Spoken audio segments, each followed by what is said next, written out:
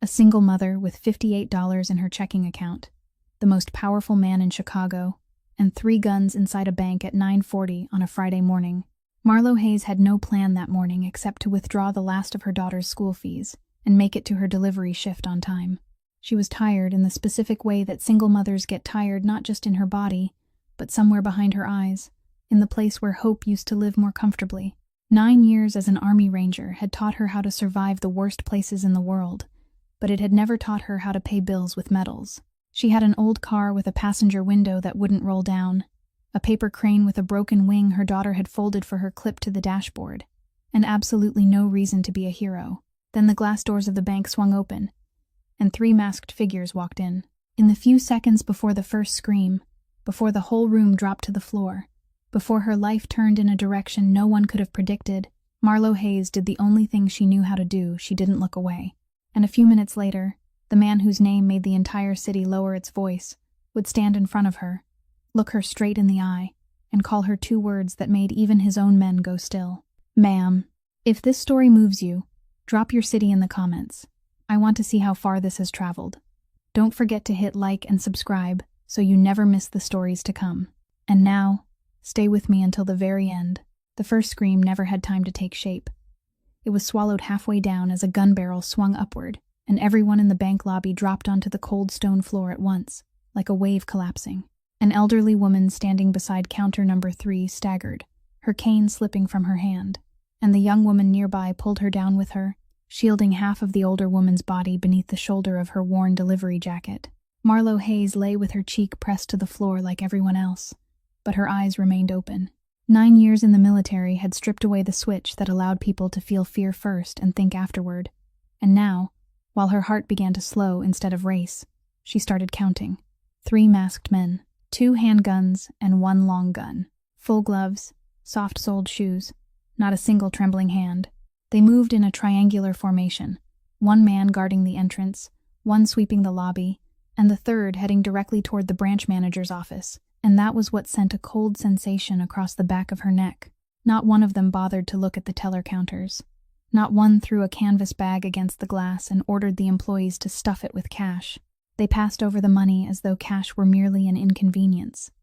And the man carrying the long gun was forcing the branch manager toward the steel door leading down to the safe deposit area, where there was no money, only boxes containing other people's secrets. A bank robbery that didn't want money wasn't a bank robbery. It was a mission, and the person who had given that mission wasn't standing in this room.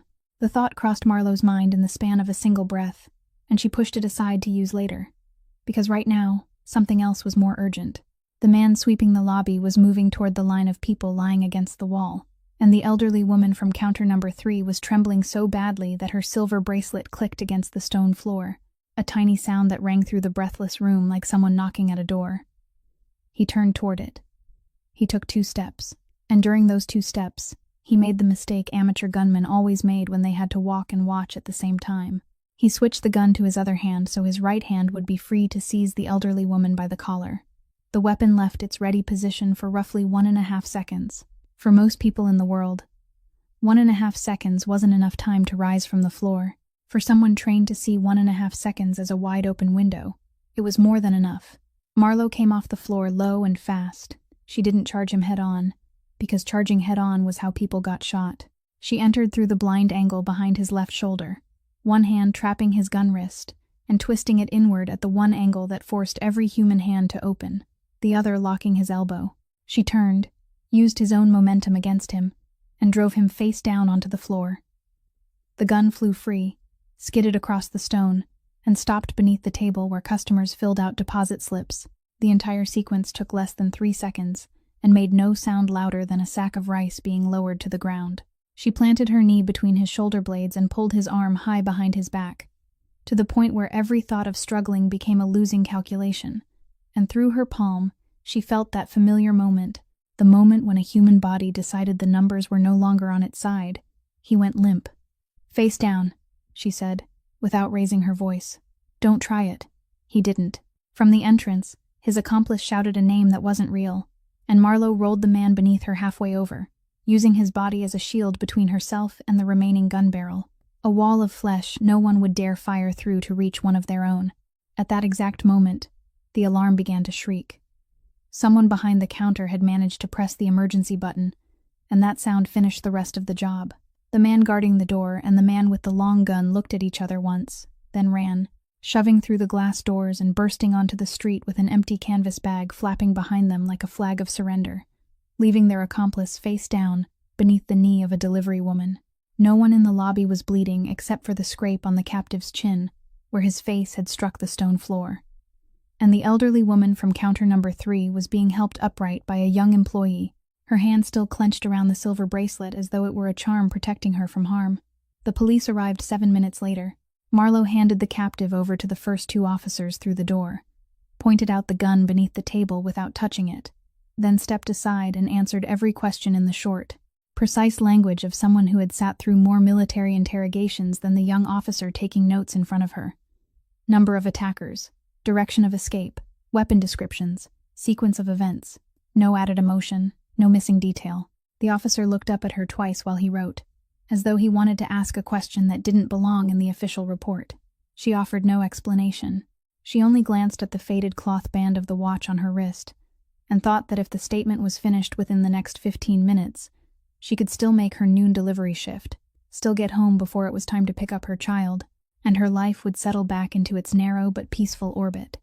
She was wrong, because somewhere in this city, a signal had left the safe deposit vault 60 seconds after the steel door was forced open, and it was calling home to a place whose name made all of Chicago lower its voice.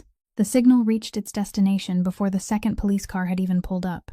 On the top floor of a gray stone building beside the river, a phone vibrated exactly once against the surface of a walnut desk, and the man standing before the window turned, read the message, then reached for the suit jacket draped over the back of his chair without saying a word. 20 minutes later, 3 black cars turned onto the street in front of the bank and stopped in the manner of cars that never had to search for a place to park, as though those empty spaces had been waiting for them since morning. Inside the lobby, the witnesses were still seated in scattered groups, waiting to give their statements, while police radios crackled at intervals, and then every one of those sounds began to fade when the glass doors opened for the second time that morning. The man who entered didn't raise his voice, didn't hurry, and didn't need anyone to clear a path. Yet the room fell silent of its own accord, with every step he took, the kind of silence Marlowe had once seen in the military, when a general entered a command tent, except this man wore no uniform.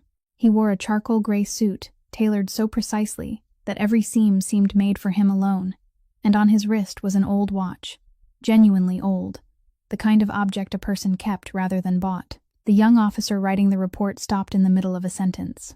Someone behind the counter whispered a name, only 2 quiet syllables, Ferrante, and that name traveled through the lobby like a current of cold water. Cassio Ferrante looked at none of them. He went straight down to the safe deposit area with the bank manager, who was sweating despite the air conditioning running at full strength, and stopped before box number 940, the box fitted with a silent alarm device whose full purpose even the bank understood only in part, the device that had sent a signal to the company listed as its owner within 60 seconds of the steel door being forced open. He unlocked the box with his private key, and in the instant the lid rose, something in his otherwise expressionless face loosened by 1,000th. Everything was still there. A stack of documents bound in leather, their corners worn smooth. The original deeds to 9 parcels of land his grandfather had quietly acquired over the course of 40 years, each one bearing a seal, a signature, a season from a human life. They were the final piece that allowed the entire Northgate project to stand on solid ground, and the only thing in the whole family empire that didn't exist in any electronic form, because his grandfather had a saying that Cassio's father repeated until the final day of his life. Anything that decides a man's fate must never touch the internet. If those papers were lost, ownership of the 9 parcels would fall into dispute, and Northgate wouldn't die by gunfire. It would die on a courtroom table, quietly, cleanly, in exactly the kind of death ordered by men in polished leather shoes. Cassio stood looking at the stack of deeds for one more breath, then closed the lid and asked the manager a single question. "Where is the woman?" When he returned to the lobby, Marlowe was signing the final page of her statement, the elbows of her delivery jacket still marked with dust from the stone floor. He stopped before her at the distance courtesy required, and the bodyguards behind him stopped with him, and even the police officers unconsciously paused in whatever they were doing. "Ma'am," he said, and those two words fell into the silent lobby with such weight that even the guard standing closest to him turned his head, because in 20 years of standing behind the Ferrante family, he had never heard this man address a stranger with that kind of respect. "This morning, you saved what 3 generations of my family built," Cassio said, his voice slow and clear, without a wasted word. "I am a man who remembers what he owes." Marlowe set down the pen and lifted her eyes directly to his. She didn't look away, didn't show fear, and didn't seem curious. She answered in the same steady voice she used when reporting conditions in the field. "I didn't do it for you. I did it for the elderly woman beside counter number 3.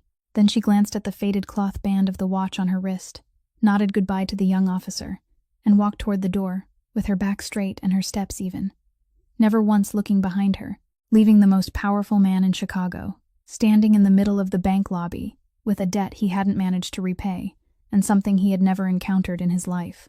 A person who wanted nothing from him. Cassio watched that straight back until it disappeared beyond the glass doors, and the older guard heard him speak very softly, almost to himself. "Find out who she is." That evening, about 7.5 miles from the gray stone building beside the river, Marlowe opened the door to her rented apartment with hands that still carried the faint smell of cardboard from 80 packages, paid Mrs. Kowalski next door for watching her child, and stood for a long moment in the doorway of her daughter's bedroom. June slept on her back with both arms spread wide, the blanket kicked down around her ankles, sleeping the way a child slept when she believed completely that the world was safe, that her mother would always come home, that tomorrow was certain to arrive. On the desk beside the window, a flock of brightly colored paper cranes sat in a neat row, and Marlowe thought of the small paper souvenir clipped to her dashboard of her car, the one June had firmly refused to let her replace with another. "It can still fly inside my head, Mom." She closed her daughter's door, sat at the kitchen table beneath the yellow light, and opened her phone to check her account, a habit she couldn't seem to break. $58. After subtracting the tuition payment she had made that morning, there was only the familiar emptiness left, so familiar that she no longer bothered to sigh.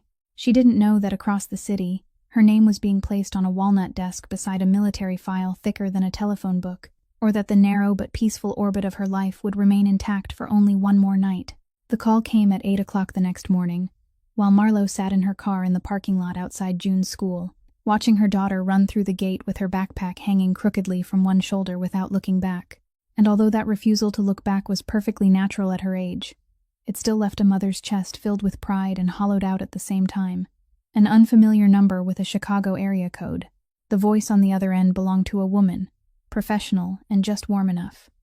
"Miss Hayes, I'm calling on behalf of Mr. Ferrante. He would like to invite you to dinner to thank you for what you did yesterday morning, this Saturday evening, if you're available." Marlowe looked through the windshield toward the school gate, which had already closed, thought about her weekend delivery shift, the pile of clothes that had been sitting unfolded in the dryer for 3 days, and the name Ferrante, which made the entire city lower its voice, then heard herself ask, "What time?" 7 o'clock, ma'am. A car can pick you up, or you may come on your own, whichever you prefer." "I'll come on my own," she said, and the woman gave her the address of a restaurant Marlowe had never entered but had heard of, a name that had existed longer than some of the streets around it. She told Mrs. Kowalski she would be home late Saturday night, and the older woman agreed to watch June, with the undisguised satisfaction of someone who regarded every evening spent eating ice cream and watching movies with the child next door as a privilege rather than a favor. The restaurant occupied the ground floor of a red brick building in the old neighborhood, with no large sign, only a name written in small brass letters on the wooden door, and inside was the low, golden light of places that no longer needed to impress anyone. An elderly waiter led her through the main dining room to a table in the corner, where Cassio Ferrante was already seated, and he rose when she approached, a gesture she hadn't expected. She pulled out her own chair before the waiter could do it, and chose the seat with her back to the wall and her face toward the main entrance, a choice she made so quickly and naturally that even she didn't realize she had made it. But the man across from her noticed, and something passed briefly through his eyes. Not surprise, but recognition, as though he had just checked a box on some invisible list. The menu had no prices. Marlowe scanned it once and ordered the third item from the top, and after Cassio placed his own order, he said without preamble, "You chose the third dish on the menu so you wouldn't have to look for the price, You took the seat facing the entrance, and since you walked in, you've already counted every exit in this room. I would guess 3, including the kitchen door. Marlowe laid the napkin across her lap and looked directly at him. 4, she said. The restroom window is wide enough. For the first time since they had met, something close to a smile touched the corner of the man's mouth, very quickly, and then vanished. Over the past 48 hours, I've read everything there is about you, he said, his voice still slow and even, just as it had been at the bank. Your military record, 9 years, 3 deployments, 2 commendations whose details I don't have sufficient clearance to know, and an honorable discharge. I'm telling you this so you'll understand that I didn't invite you here as a matter of courtesy. He paused for exactly 1 beat. I didn't invite you because you saved the safe deposit box. I invited you because someone like you doesn't appear twice in a lifetime. The food arrived, and he allowed her to take several bites before continuing. A small courtesy she registered in her own way. Ferrante Holdings is shifting its entire focus toward legitimate development, he said. The largest project is Northgate, the port and rail complex south of the city, the project whose backbone is formed by the 9 deeds you saved yesterday, and I need a head of security for the entire division, someone who can build a team, read risk, and owe no one in this city anything. He stated the salary in 1 brief sentence without emphasis, and the number made Marlowe lower her water glass to the table more slowly than necessary, because it was several times greater than the combined income from both of her current jobs. It was June's tuition. It was rent without counting the days. It was the emptiness in her bank account no longer being a truth she had to face every evening. She let the number rest between them for a while, then asked the question that had been taking shape in her mind since he began speaking. Will there ever be a day when I have to choose between this job and the law? The room, dim and golden, fell silent for a beat. Cassio didn't look away, didn't blink faster, didn't do any of the things people did when they were about to lie. If that day comes, he said, you may walk out the door and take your entire team with you. No questions, no consequences. And I want you to understand this correctly. I'm hiring you precisely because you asked that question. This city is full of capable people willing to work for me without asking anything, and that is exactly why I don't trust them. Marlowe studied the man seated across from her, the old watch visible beneath the cuff of his white shirt, and said she needed a week. He nodded as though a week were the correct answer, rather than a delay. On the drive home, she called Bree, and her foster sister listened to the entire story in a rare silence before saying, You know who that family is, don't you? I do social work in Milwaukee, and even I've heard their name. I know, Marlowe said. I'll be handling the legal side. The other end of the line remained quiet for a long while. Then Bree spoke in a gentler voice. Marlowe, I'm only going to ask one thing. The man who made the offer, when he looked at you, did he see an employee, or did he see a human being? Marlowe drove through 3 intersections before answering, and the truth of her reply surprised even her. He looked at me the way someone looks at something they've spent a long time trying to find.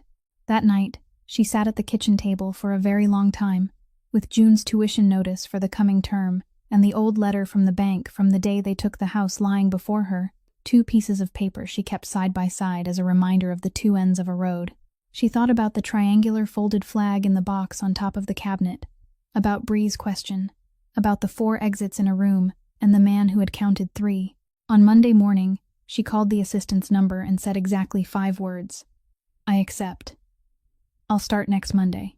The following Monday, Marlowe walked through the glass doors of the gray stone building beside the river with an employee badge that still carried the scent of new plastic, and the change between the 2 versions of her life was anything but subtle. She went from an aging car steeped in the smell of cardboard to a glass-walled office overlooking the dark blue river, from counting packages to counting the risks that could destroy a billion-dollar project.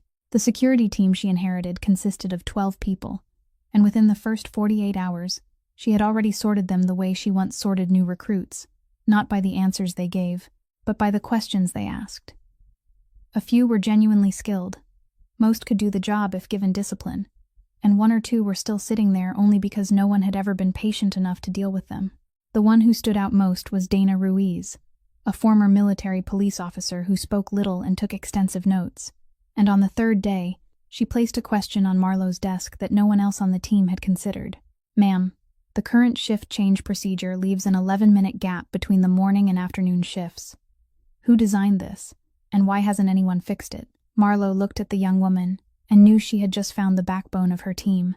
But the building held more than a security department. It held people who had been there longer than the paint on its walls.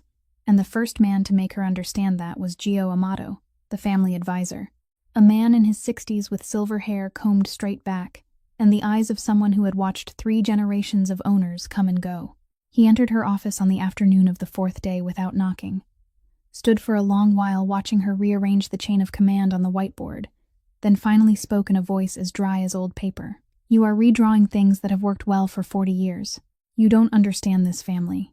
Marlowe set down the marker, turned to face him, and answered without haste. "I don't need to understand the family. I need to understand the person attacking it, and Mr. Amato. The things that have worked well for 40 years are exactly the things that person has had 40 years to study." Gio watched her for another moment without answering, then walked away, and she knew she hadn't won him over. She had only forced him to think. But with men like Gio, making them think was already progress. The third person was Nico Barone, the deputy head of security, 44 years old, with 20 years of service to the family, the man who had placed a complete summary of the building's security system on her desk before she arrived on her first morning, arranged with such care that she needed only to read it and ask nothing. He was proper in every greeting, exact in every report, always the second person to arrive after her and the second to last to leave before her. And it was that smooth, rounded perfection without a single rough edge that left Marlowe with a vague feeling she couldn't yet name, like walking into a room that had been cleaned too thoroughly and wondering what stain the person doing the cleaning had been trying to conceal. She had no evidence and no reason, only 9 years of instinct, so she did what she always did with feelings she couldn't yet name. She acknowledged it, folded it away, and placed it in a compartment in her mind to use when the time came. By the end of her first week, that compartment had begun to gain company. While reviewing the headquarters access logs from the previous 6 weeks, a task no one had asked her to perform, but one she always did first wherever she went, Marlowe found small irregularities, so small that no one would have noticed them without deliberately looking. A visitor badge had been used twice within the same 15-minute period, at 2 doors, 3 floors apart. A side entrance had been opened near midnight on a Sunday, with a maintenance code that should have expired. There was a 19-minute gap in the 7th floor corridor camera footage that the technical log described as a system malfunction, though no corresponding repair report existed. Each item could be explained on its own, and that was precisely why it caught her attention, because amateurs left behind large mistakes, while professionals left behind nothing but things that could be explained. She didn't include the findings in her weekly report, and told no one on the team, not even Dana. Instead, she opened her old personal laptop in the evenings, created an unnamed folder outside every company system, and began recording information the way she once had in the field: date, time, event, source, level of reliability. No hurried conclusions, only placing one stone beside another and waiting for them to form their own shape. An old lesson from her years in uniform said that small problems were biological. Left alone, they didn't remain still. They grew in the darkness between what people noticed and what they were willing to address. On Friday evening, she came home on time for the first time that week, and Mrs. Kowalski left after setting a pot of soup on the stove with instructions to warm it over low heat. Mother and daughter ate dinner at the wooden table beside the window, June talking between bites about her new deskmate and the 104th paper crane she was still folding. Then, between 2 spoonfuls of soup, the girl looked up and asked in the casual voice children used for the most important questions, "Is your new boss a good man?" Marlowe considered the question with all the seriousness it deserved. She thought of the man who had risen when she approached the table, of the answer he had given without blinking in the restaurant, of the respectful way he had addressed her in the bank lobby, then said, "He is demanding, and he keeps his word. I think that is worth more than being good." June chewed more slowly, weighing the information with the expression of someone reviewing a case file, then gave one decisive nod, as though she had just stamped it approved, and returned to her story about the 104th crane, leaving her mother seated across the table with something she didn't say aloud. Somewhere inside that beautiful gray stone building beside the river, someone had been moving through the darkness long before she arrived, and she still didn't know which door they were using. The second week brought the first answer, and like every worthwhile answer, it opened more questions than it closed. The man arrested in the bank remained in the detention center, with with his mouth sealed as tightly as the safe door he had once forced open, refusing to name his accomplices, refusing to name the person who had hired him, refusing even to reveal his own real name until his fingerprints did it for him. And what mattered wasn't his silence, but what appeared around it. Exactly 3 hours after he was taken to the station, a defense attorney arrived, the kind of attorney who charged $900 for every hour of consultation, wearing a suit worth more than Marlowe's car, and announced that his client wouldn't answer a single question. A man who robbed a bank in worn, soft-soled shoes couldn't afford 3 minutes of that lawyer's time. So who was paying? And whoever paid to keep a pawn silent had something far more valuable to hide.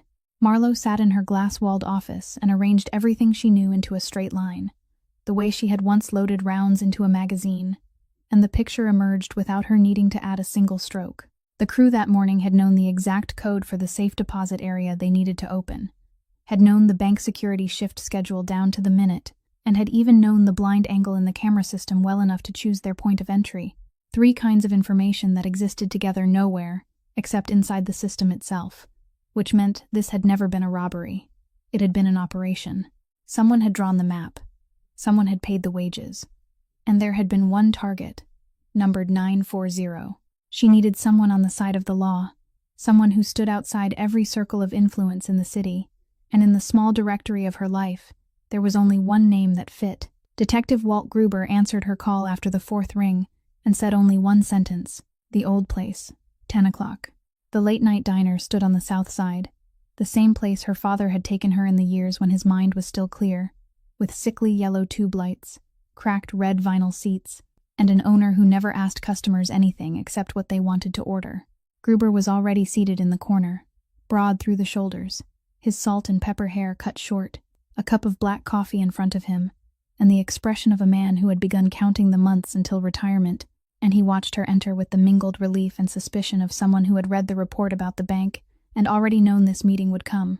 "Frank Hayes' daughter," he said in place of a greeting. "Sit down, and let me finish this before you open your mouth. I hate the Ferrante family. My father hated their father. I hated the 2nd generation. And I've spent nearly 30 years watching that name slip through every crack in this city's laws. So when I heard you had gone to work for them, I almost didn't answer the phone." He took a drink of coffee and lowered the cup slowly. "But I owe your father an old favor he never collected. And more importantly, in all the years I've known you, you've never lied to me once. So speak. What do you need?" Marlowe told him, briefly and in order. The robbery hadn't targeted money. The arrested man had been silenced with a lawyer who charged $900 an hour. Inside information had been passed to someone outside, and a project called Northgate stood at the center of all of it, like a deer caught in the crosshairs. Gruber listened without interrupting, the skill of a man who had sat through thousands of interrogations and learned that people revealed the most when no one cut them off. And when she finished, he turned his coffee cup once against the tabletop and asked the exact question she had expected. "You believe your boss is clean in this?"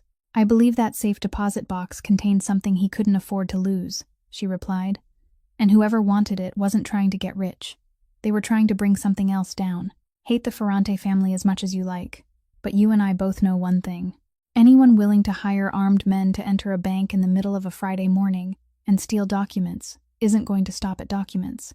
Gruber remained silent for a long time, looking through the window where the south side streetlights cast broken pools of light across the wet sidewalk, then reached into the inner pocket of his coat and took out a bent spiral notebook, the kind old detectives continued to use despite every computer in the world, and said, "All right, we do this the old way, outside the system.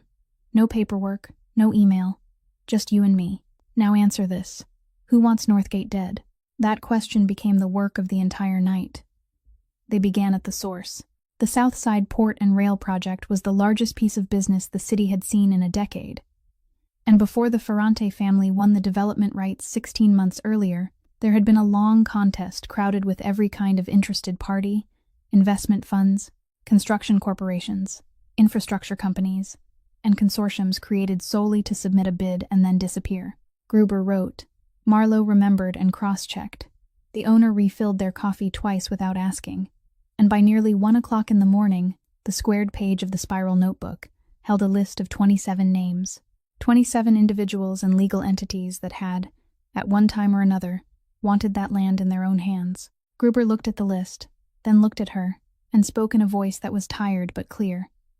Out of 27 men, 26 will lose, curse once, and go looking for another piece. That is how life works. But there will be one who refuses to leave, one who sees losing as being robbed. That kind doesn't file another lawsuit, girl. That kind hires someone to draw a map. Marlowe folded the page on which she had copied the list and slipped it into the inner pocket of her coat, the same place where she had once kept mission maps. And when they rose to leave, Gruber added one more sentence that would never appear in any report. Be careful inside that building where you work. Anyone who knows the bank's shift schedule can just as easily know yours. She drove home through empty streets, June's paper creation swaying softly on the dashboard with every pothole, and inside her mind, 27 names began lining up, waiting to be crossed out one by one. 3 days after the meeting at the late-night diner, the hidden enemy made a move of his own, and he chose a move that sent a chill through the entire gray stone building. On Thursday morning, Cassio's driver went down to the private parking garage as usual, a basement protected by 3 layers of control, a key card at the outer gate, a code at the inner door, and an employee stationed inside a glass booth 24 hours a day. Yet there, on the windshield of the black car belonging to the head of the family, tucked neatly beneath the wiper like a parking ticket, was a white envelope with no postmark, no sender's name, and no fingerprints, as the later examination confirmed. Inside was a sheet of paper folded into thirds, printed in block letters by an ordinary printer that couldn't be traced, and the message contained only 2 sentences. Northgate doesn't belong to men like you. Walk away, or lose more than a project. Marlowe received the call at 7:15 and was in the garage by 7:22. She had the letter sealed as evidence, pulled every access record for the basement from the previous 72 hours, and watched what she had already begun to suspect appear as clearly as ink on white paper. There was no record of any intrusion. No door had been forced. No incorrect code had been entered. Whoever placed the letter had walked in and out as though he carried a key to the house itself, and the true message wasn't contained in the 2 printed sentences. It was in the place where the envelope had been left. We can reach you even here. At 9 o'clock that morning, the top-floor conference room was sealed, and only 4 people were inside. Cassio sat at the head of the table with the letter in its evidence bag before him. Gio Amato stood beside the window.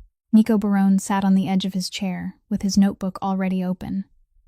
Marlowe stood before the whiteboard. Gio was the one who broke the silence, and he broke it by slamming his palm against the wooden table, hard enough to make a coffee cup jump in its saucer. 40 years, he said, his voice rough with anger. For 40 years, no one has dared place anything on a Ferrante car. If your father were alive, we would already have a name and an address. Find the man, go to his door, and speak to him the Ferrante way. That is the only language people like this understand. The room fell silent after those words, and Marlowe saw what she needed to see. Nico gave a slight nod in agreement with Gio, a nod born more from reflex than thought, while Cassio neither nodded nor shook his head. He simply studied the letter inside the evidence bag, as though it were a chess piece that had just been pushed onto his side of the board. Marlowe stepped forward and spoke into the silence. Mr. Amato, may I ask you one question? If tomorrow morning men from this family appear outside someone's home to speak to him the Ferrante way, and tomorrow afternoon a photograph of that scene lands on an editor's desk beside the Northgate file, who wins? Gio turned sharply toward her, but she didn't stop. She continued in the calm, steady voice of someone reading a map rather than arguing. This letter isn't a threat. It is bait. The person who sent it knows exactly how this family used to handle problems. He doesn't need you to be afraid. He needs you to be angry, because Northgate is the Ferrante family's first and largest legitimate project, and there is only one way to kill it. Kill it in the newspapers. Kill it inside the city review board. Kill it with the very reputation you are trying to leave behind. He is no longer attacking your safe deposit box. He is attacking your hands. He needs those hands to become dirty again. And the old way is the trap. She placed the marker in the tray beneath the board and looked directly at Cassio. Let me do this my way. Slowly, cleanly, without leaving them anything they can use against us. I will find the person behind it. But when I do, he will fall through the law, through documents, through the exact weapon he believes only he knows how to use, because that is the only way to make sure he never stands up again. Gio opened his mouth to speak, and at that exact moment, Cassio answered, No louder and no faster than usual. Only 2 words. Listen to her. Those 2 words settled over the room and reshaped it like a hand straightening a crooked picture frame. Gio stood motionless for 1 second, the second in which 40 years of service collided with a new order, then bowed according to the old custom, and left the conference room, his back still straight, though the door closed behind him slightly harder than necessary. Nico finished writing the last line in his notebook, rose, and told Marlowe in his usual considerate tone that he would prepare additional security measures for the garage before the end of the day. Everything about him was correct, and the nameless feeling in her mind moved 1 mark higher. When only the 2 of them remained, Cassio studied her for a long moment before speaking. You just asked a family that has settled its grievances for 3 generations to do it with lawyers and paperwork. Do you understand what that means to men like Gio? I do, Marlowe replied. It means I am asking them to believe the world has changed, and the only person who can make them believe that isn't me. It is you. Cassio didn't answer, but he picked up the sealed letter, looked at it once more, then handed it to her. Then find me the name, he said. I will handle the rest. Over the next 3 nights. The list of 27 names in the inner pocket of Marlowe's coat began to grow thinner beneath the light above her kitchen table. She and Gruber passed each one through 3 layers of scrutiny. Who still had enough money to finance a long campaign? Who had a reason deep enough to refuse to walk away after 16 months? Who understood both the financial world and the criminal one well enough to hire the right kind of people? 27 became 8. 8 became 3. And among the final 3 names, one kept rising to the surface like oil on water. Sterling Voigt, 55 years old, chairman of an infrastructure investment fund with offices overlooking the river, the man who had led the race for Northgate for 2 full years before the Ferrante family overturned the outcome at the final moment, and the man who had withdrawn 16 months earlier through a press release, exactly 4 sentences long, in which the word "congratulations" had been used the way a person used a knife, politely, gleaming, and cold all the way to the handle. The name Sterling Voigt needed evidence, and evidence needed time, so the days that followed moved to the rhythm of a patient hunt. By day, Marlowe ran the security team as though nothing had happened. By night, she compared every fragment of data against Gruber's spiral notebook, and between those 2 worlds came a Wednesday evening she would later remember as the point when everything began to turn, not because anything happened, but precisely because nothing did. The Northgate review meeting with the attorneys ran late that evening, and by the time the last advisors departed, the top floor was empty, the corridor lights had dimmed to their nighttime setting, and Marlowe was still seated with authority charts spread across the conference table when the door opened, and Cassio entered carrying 2 warm brown paper containers. Food from the family restaurant, pasta and stewed meat prepared from a recipe that hadn't changed since the days when his grandfather still worked in the kitchen. He placed 1 container in front of her and sat across the table, and when Marlowe lifted the lid, she paused for half a second. Her portion had no onions. She had never told anyone in that building that she didn't eat onions. She had merely pushed them quietly to one side of her container during the team's first shared meal several weeks earlier, a gesture that had lasted less than 3 seconds in a room filled with more than a dozen people. Yet the man sitting across from her had noticed, remembered, and personally instructed the kitchen without saying a word, and it was the silence of that gesture, the way it asked for no recognition, that gave it more weight than every elaborate expression of gratitude she had ever heard. They ate in the comfortable silence of 2 people who didn't need to fill every empty space, while beyond the great glass windows, the city stretched out like a glowing circuit board. And then Cassio spoke, looking not at her but at the scattered lights. My grandfather came to this country with $11 in his coat pocket. He stepped off a ship at the Eastern Harbor without knowing a single word of English, and the first work anyone would give him was unloading crates no one wanted to ask about. Everything you see today grew from that, both the good and the bad. He turned the old watch gently around his wrist. My father inherited the family when it had already grown too large to turn around, and he lived his entire life with that burden. On his final night in the hospital, he gave me no instructions about money, land, or any particular name. He only held my hand and said, "Lift our family out of the water, so that your child's child, should you ever have children, won't have to learn how to remain silent." Northgate is that promise, ma'am. It isn't a project. It is a promise to a dead man. Marlowe listened without interrupting, possessing the rare ability to receive another person's story in its entirety, without rushing to place her own reaction above it.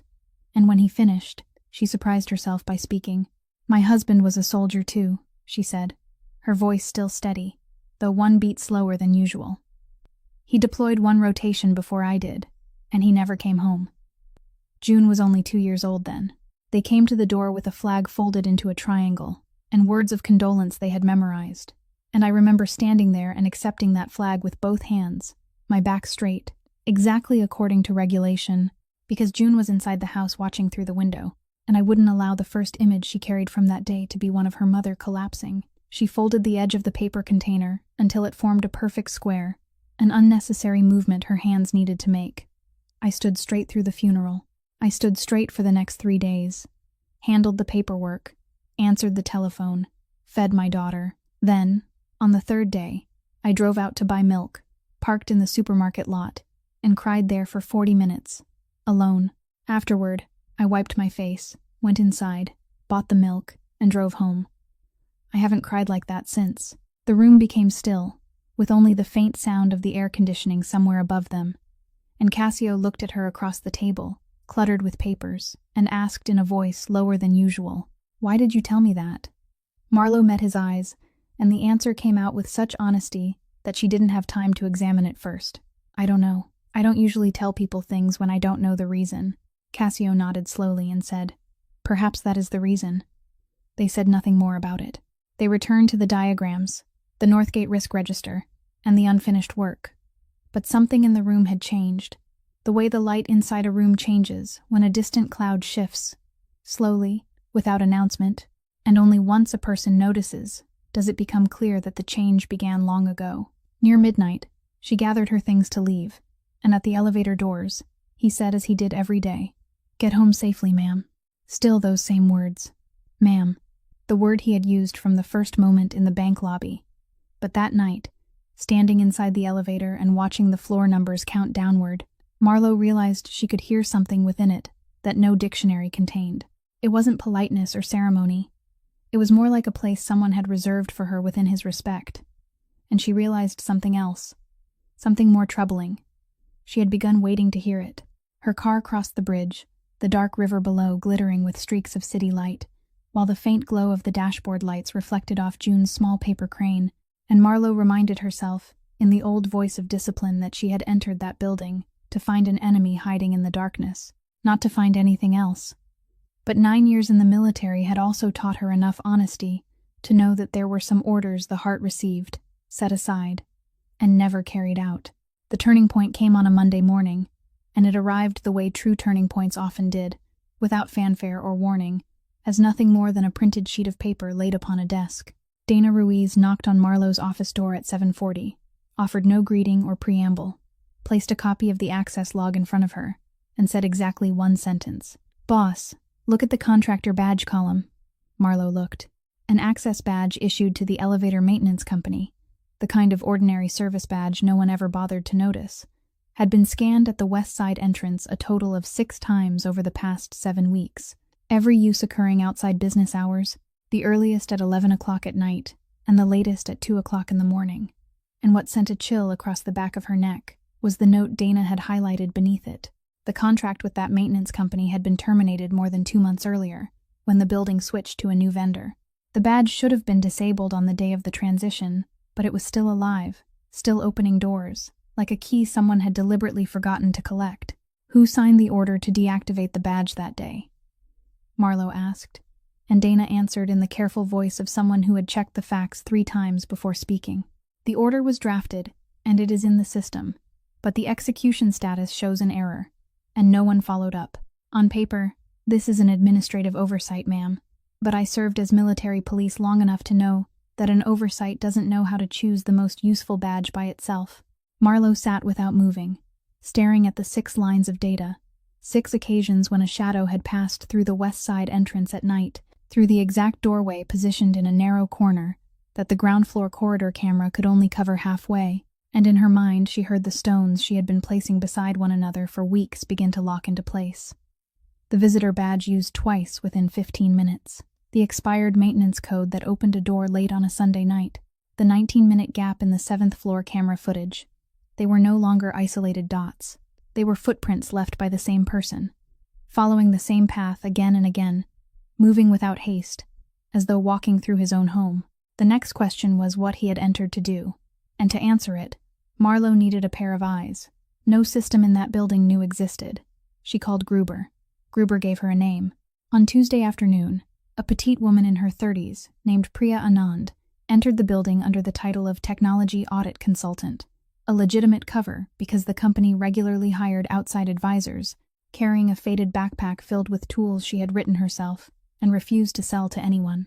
Priya worked inside the server room for 6 hours without a break or idle conversation, and at 9 o'clock that evening, she called Marlowe downstairs, pointed to her laptop screen, where lines of code streamed past like rain, and spoke in the calm voice of a physician reading a scan. I found it inside an automatically generated maintenance log file, the kind no one ever reads. It is a passive listening device, installed very carefully. It doesn't transmit an active signal, so none of the firewalls react.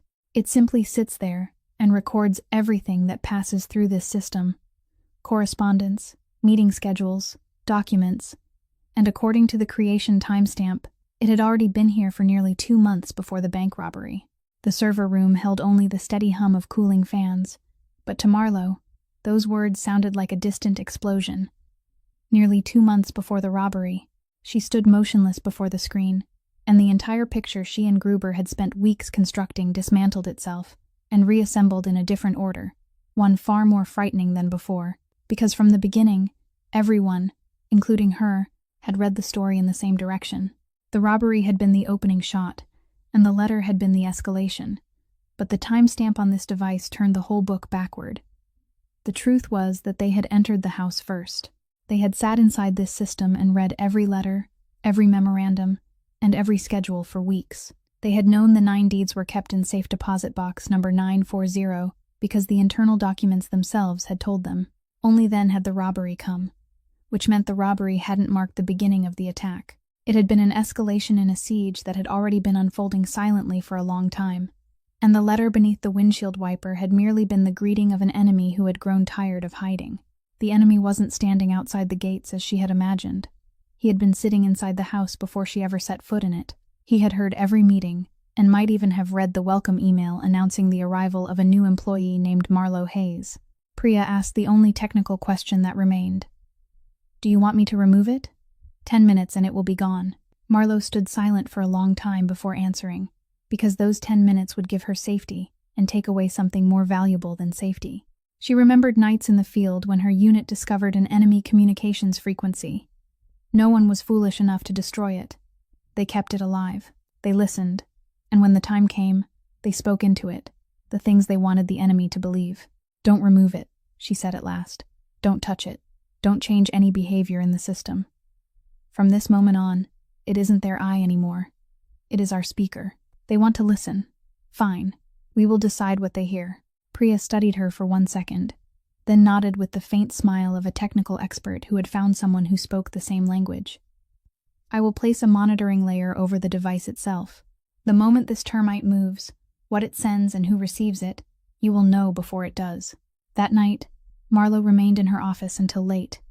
Her personal laptop open before her, the unnamed folder growing thicker by the day, and in the final line of her notes, she wrote in the perfectly even handwriting of a soldier, "Status. Enemy inside the house. We know. Enemy doesn't know that we know. Temporary advantage belongs to us." Then she closed the laptop, turned off the lights, and stood beside the glass wall looking down at the glowing city, where somewhere in a building across the river, a man believed he could see everything, without realizing that from that night forward, he was the one being watched. That temporary advantage had barely settled into place when the enemy changed the direction of his attack, and this time, he didn't aim at the building. He aimed at her. At 9:45 on Thursday morning, the headquarters security line rang from a number that didn't appear on the display, and according to the procedure Marlowe herself had established, she was the first person to answer calls of that kind. The voice on the other end belonged to a man, somewhere in the middle register, altered through a voice modulator just enough to prevent identification while preserving its deliberate ease, and he didn't ask who she was. He addressed her directly. "Miss Hayes, 9 years in the military, 2 commendations, 1 flag folded into a triangle inside a box on top of the cabinet. He let those words sink in for exactly 1 second before continuing. You wear medals and stand guard for the Ferrante family? What a shame. Someone like you, keeping watch at the door for people like them. He exhaled a sound that was almost a laugh. Here is what you should do. Before you give them one more day of loyalty, ask your boss about Pier Number 9 in the year 2018. Ask him, then decide which side you are on. The line went dead. Marlo lowered the receiver. Her hand didn't tremble, but she remained motionless in her chair for a full minute, because she understood exactly what made the call effective. It contained no threat and made no demand. It merely planted something. A place, a year, a question, and it struck directly at the load-bearing joint of the position she occupied. Trust, because someone across the city had studied her closely enough to know that this woman wasn't afraid of guns or anonymous letters. But she might falter if she discovered she had been standing in the wrong trench, and the detail about the flag on top of the cabinet had been dropped in as a secondary message. We know what is inside your home.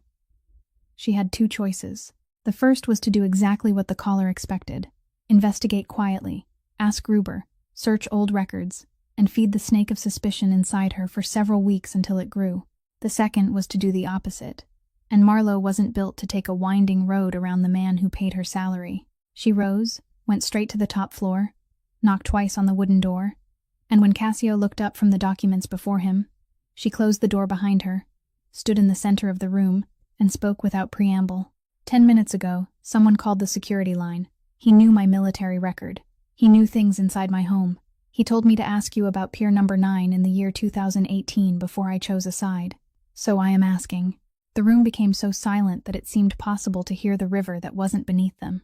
Cassio set down his pen, and Marlo studied his face the way she had once studied faces across interrogation tables, searching for the slight twitch at the corner of an eye, the swallow delayed by half a beat, the loose coins of deception, and she saw none of them.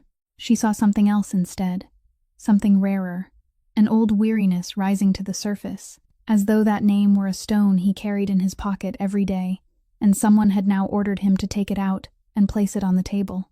Sit down, he said.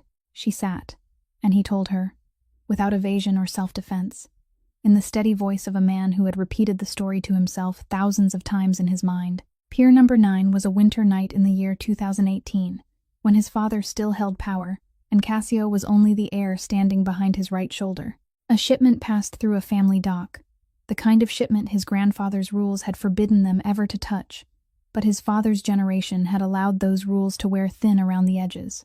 A longtime associate begged for an exception. Only one night, only once, and Cassio's father agreed because of an old debt of loyalty. That night, something went wrong. The men on the other side mishandled the operation, and an uninvolved dock watchman was caught between two streams of trouble and spent 3 months in the hospital.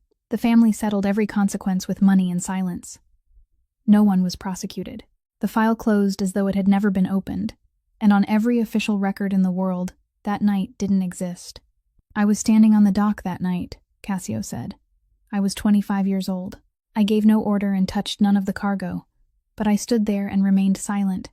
And the next morning, when I went to the hospital and looked at that watchman through the window of his room, when I saw his wife collapsed beside his bed, I understood something no school could ever teach, that silence is also a hand, and my hand wasn't clean that night.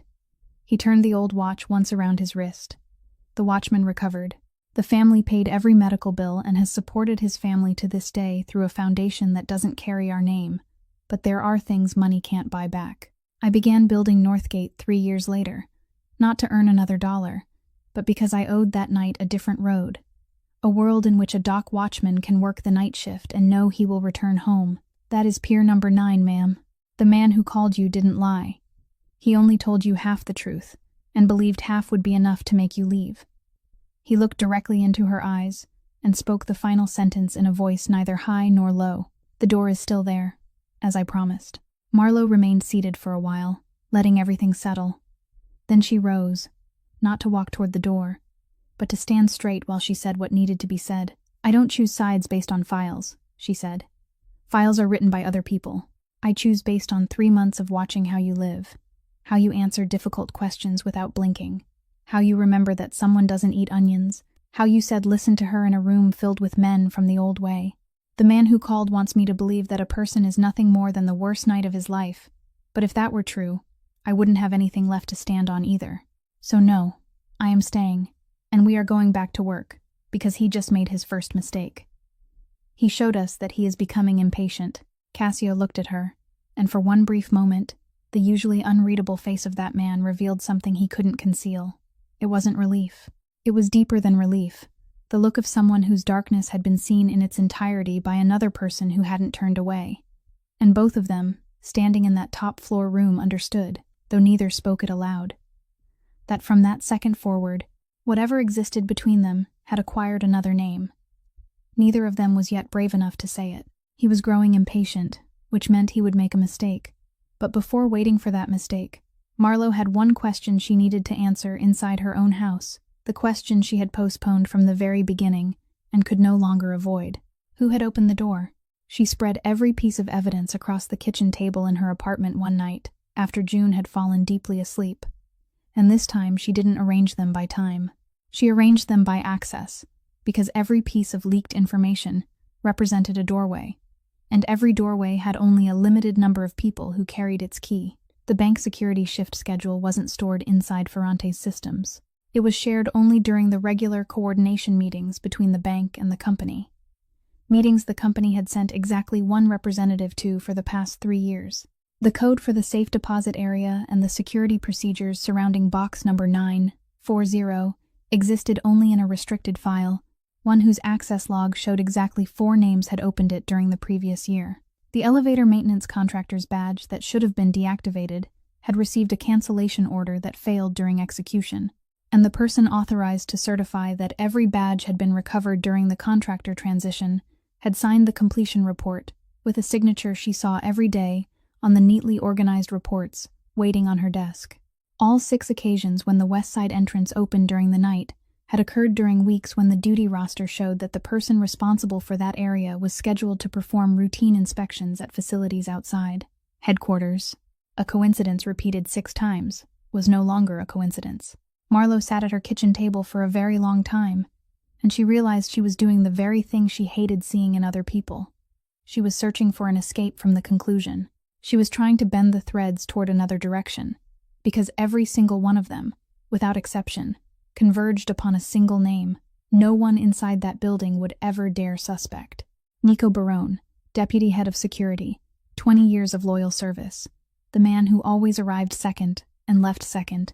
The man her nameless instinct had quietly marked during the very first week, and for whom she had criticized herself as being unfairly suspicious.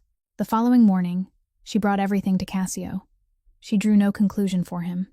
She simply laid each thread upon the table in its proper order and watched the man pass through every stage of a grief that couldn't be allowed to make a sound. First came denial. "It can't be," he said. Then he personally reviewed every page again, comparing every signature, every log entry, and the denial peeled away layer by layer, like old paint falling from a wall, until he sat motionless before the contractor transition report, bearing the signature, authorizing the badge recovery, and spoke in a voice she had never heard from him before, low and hollow. "He carried me in his arms when I was 1 month old. My father trusted him more than his own brother." Why? The answer to that question arrived 3 days later through Priya, when the monitoring layer she had placed over the listening device captured one of its rare synchronization events. Hidden within the outgoing data packet was a routing record that allowed her to identify the physical point of origin, a workstation inside the security operations room, logged in under Nico's account, during a period when the cameras confirmed he had been the only person inside. But what left both Marlowe and Cassio sitting in silence wasn't the evidence itself. It was the contents of an unsent draft file still preserved inside the temporary cache, a letter Nico had written to someone on the other side, and perhaps had never found the courage to send. It contained not a single word about money. Instead, it held lines like these: "You promised me that when Northgate collapsed, the young master would finally understand that the clean path is an illusion, that he would return to the way his father and grandfather lived, and the family would be saved. I am not doing this out of betrayal. I am doing this because I am the last person who is still loyal. You must keep your promise. No one is to lay a hand on him." Marlowe read those words twice, and understood that she was facing the rarest and most difficult kind of betrayal in the world. Betrayal born from loyalty. Nico wasn't selling out the family. He was trying to save a version of the family that existed only inside his own memories, and Sterling Voigt, with the instincts of a predator, had smelled that fracture inside an aging man and poured into it exactly the poison he longed to taste, the promise that the past could be brought back. Everyone's first instinct in a situation like this would have been the same: arrest him, isolate him, interrogate him. But Marlowe stood before the whiteboard inside the secured conference room and proposed the opposite to Cassio. If we arrest Nico tonight, Voigt knows by tomorrow morning that his channel has burned. He disappears into silence, erases every trace, and we lose the only road leading to him. But if Nico keeps coming to work, keeps making coffee, keeps submitting reports, while never realizing he has been exposed, then from today onward, everything he hears will be exactly what we want Voigt to hear. We no longer have an infiltrator inside the house. We have a pipeline, and at the other end of that pipeline is the man we actually need. Cassio stood in silence for a long time before answering, because he understood that the cost of her proposal wasn't measured in risk. It was measured in something far heavier. Every morning he would have to greet the man who had once carried him as a child in the same ordinary voice as always. Every meeting he would have to let carefully prepared information flow naturally across Nico's desk. He would have to perform, day after day, before a man whose betrayal still hurt him deeply. At last, he nodded once and said, "Do it, but ma'am, never ask me to pretend this is easy." The days that followed unfolded as though nothing had changed. Nico remained thoughtful, professional, and punctual, submitting reports as perfectly aligned as ever. The only difference was that every document reaching his hands had already been quietly shaped in advance by Marlowe and Dana. Only once, late one evening, while walking past Cassio's office, Marlowe glanced through the partially open door and saw the most powerful man in Chicago standing motionless before a black and white photograph hanging on the wall, a picture of 3 generations standing outside the family's old restaurant: the grandfather, the father, and a little boy, and in the corner of the frame, half hidden behind the father's shoulder, stood a 24-year-old Nico Barone smiling. Cassio remained there for a very long time, his fingertips resting lightly against the edge of the frame, the way someone touches an old wound to see whether it still hurts. Then he turned off the lights. Marlowe stepped quietly back into the darkness of the hallway, carrying with her something new she had learned about that man: that the true burden of power wasn't making impossible decisions, but carrying them alone. And there in that dark corridor, she made a decision of her own. He would not have to carry this one by himself. She didn't have to wait long to find out that decision would be put to the test. On Tuesday morning of the following week, among the stack of administrative mail waiting on Marlowe's desk, was a large brown envelope with no postmark, no return address, only her name printed neatly across the front, and she knew from its weight alone that it contained nothing related to work. She slipped on gloves, cut the envelope open with a utility knife, and emptied 8 glossy photographs onto the desk. The first showed her old car stopped at a traffic light 3 blocks from her apartment, photographed from behind and slightly to the left, even the dent in the rear bumper perfectly visible. The second showed her stepping out of her apartment building before sunrise, her jacket hanging loosely from one shoulder. The third showed the headquarters parking garage, a red circle drawn around the space where she parked every day. The remaining photographs captured different sections of her daily commute. The camera angles changed. Her clothing changed from one image to the next. At least 5 different days were represented, which meant the person behind the camera had followed her patiently for an entire week, without triggering a single warning from instincts sharpened over 9 years of military service, and that told her everything she needed to know. This wasn't an amateur holding a cell phone. This was a professional. At the bottom of the envelope lay a folded sheet of white paper bearing a single line of block letters. Even the finest soldier can't guard 2 places at once. Marlowe remained perfectly still before the 8 photographs and that single sentence for exactly 3 minutes, and during those 3 minutes, the cold she had once known on distant battlefields returned in its full form. It wasn't fear. It was the state in which everything unnecessary disappeared, leaving only the part of her that knew how to calculate. He hadn't written a single other name besides hers.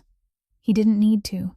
The empty space after that sentence shouted louder than any threat ever could, and because he was clever enough to point only toward that empty space, Marlowe understood she was facing someone who knew exactly where to apply pressure to make another human being let go. She photographed everything, sealed the evidence, and carried it upstairs. Cassio was meeting with Gio to discuss Northgate's legal progress, and when Marlowe placed the photographs on the walnut table, the temperature in the room seemed to change. He examined each one slowly without speaking, but Marlowe stood close enough to watch what unfolded across his face, and for the first time since they had met in the bank lobby, she saw the ice surrounding that man fracture in the opposite direction. It didn't soften. It collapsed into something colder, so cold that Gio, a man hardened by 40 years of storms, found himself rising from his chair before he even realized he had stood, because the old man had seen those eyes before. He had seen them in Cassio's father. He had seen them in his grandfather. They were the eyes of the Ferrante family whenever someone laid a hand upon one of their own, and in that instant, the old way was no longer an idea to be debated around a conference table. It was alive again, roaring inside the eyes of the family's last heir. Cassio lowered the final photograph and spoke 3 words in a voice so quiet that Gio understood them immediately. Find his address. Gio took half a step toward the door, his eyes fixed on Cassio, waiting for the order. But Cassio didn't look at Gio. Instead, he turned his dark, icy gaze directly to Marlowe, silently passing the lead to her.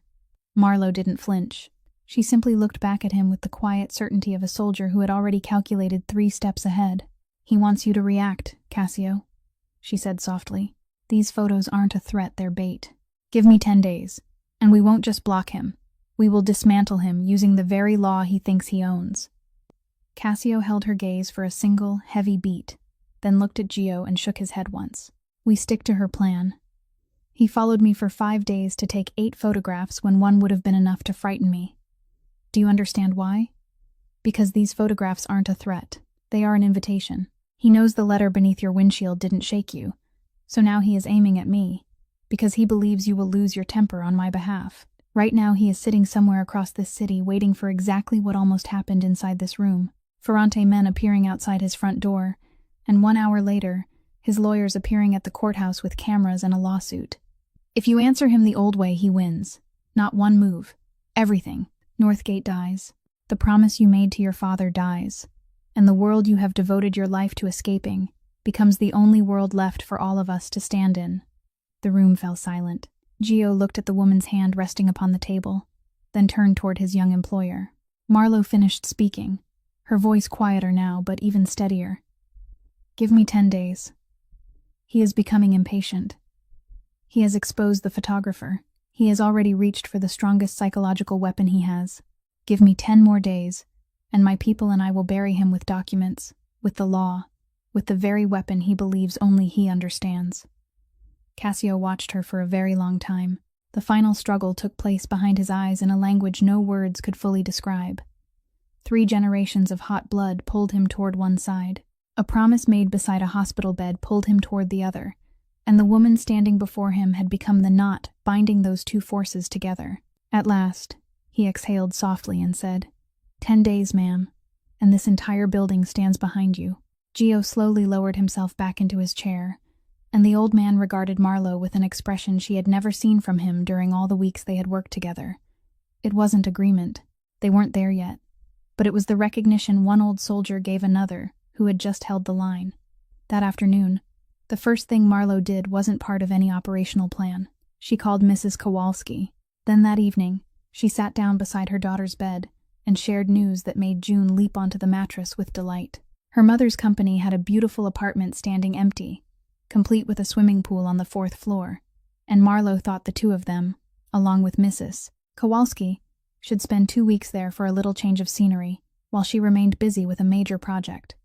For June, the next 2 weeks became a genuine vacation. Every morning Mrs. Kowalski taught her to knit on a sunny balcony. Every afternoon they swam before eating ice cream after dinner, according to the older woman's unshakable theory that ice cream after swimming made bones stronger. Every evening the little girl called her mother to proudly announce another paper crane perched upon the windowsill of the unfamiliar apartment, her cheerful voice untouched by a single grain of the worries that belonged to grown-ups. For Marlowe, standing inside her glass-walled office, overlooking the dark river with her daughter's laughter still warm inside the phone resting in her hand, the 10-day countdown began that night, and she arranged the entire battlefield inside her mind one final time. The listening device remained exactly where it was, waiting to be fed. Nico still arrived at work every morning without realizing he had become nothing more than a pipeline. Voight had already played his strongest psychological move, and now waited for his opponent to lose control. He believed he had forced her into a corner. What he didn't know was that for a ranger, a corner had never been the place where people died. It was the place where they leaned their backs against the wall and took careful aim. That solid wall behind her needed a bullet, and Marlowe spent the first 2 full days of her 10-day window forging one. The bullet wasn't made of lead. It was made of paper, and it was designed according to a principle she had learned during her years working with battlefield intelligence.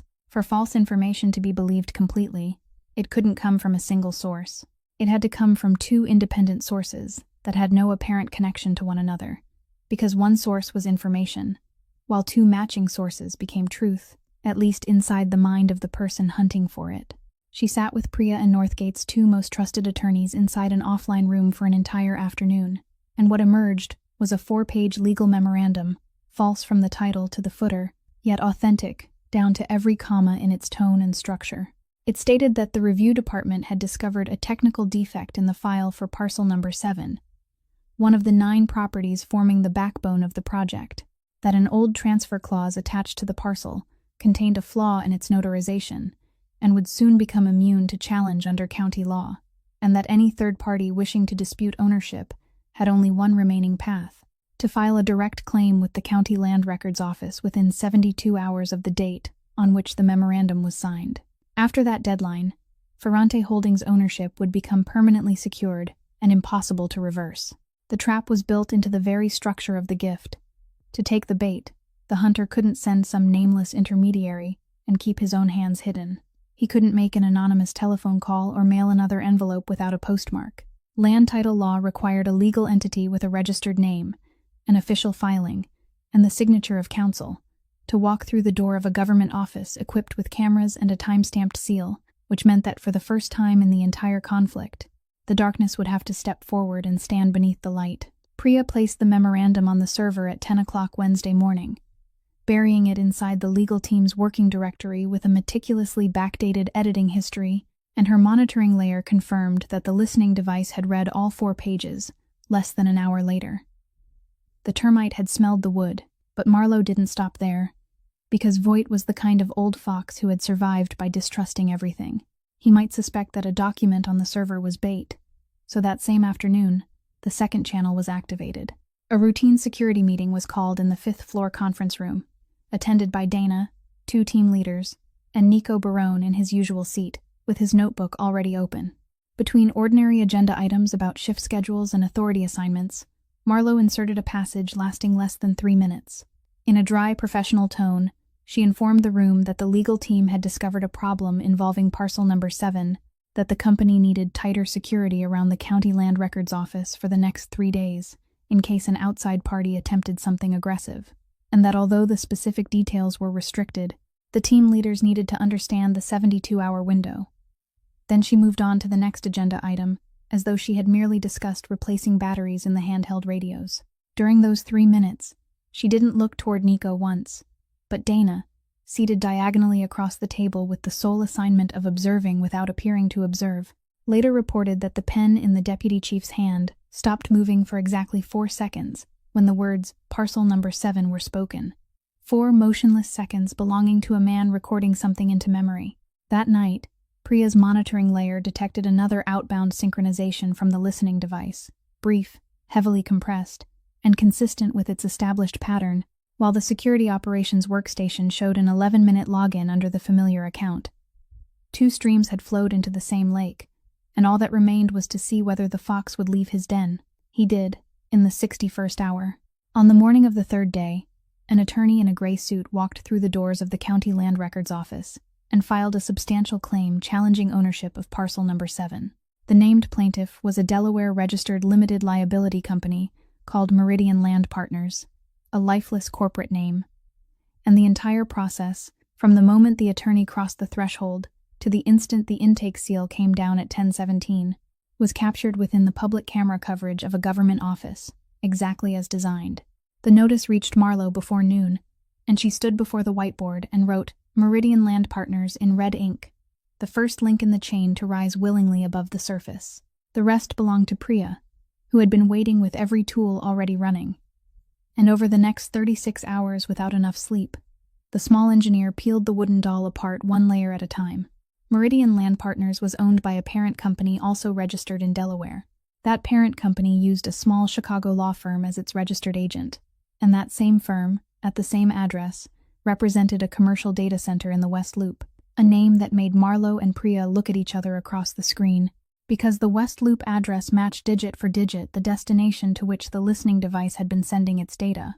The data center's server leasing records, after one more layer was removed, led directly into the technology infrastructure portfolio of Sterling Voigt's investment fund. The circle closed.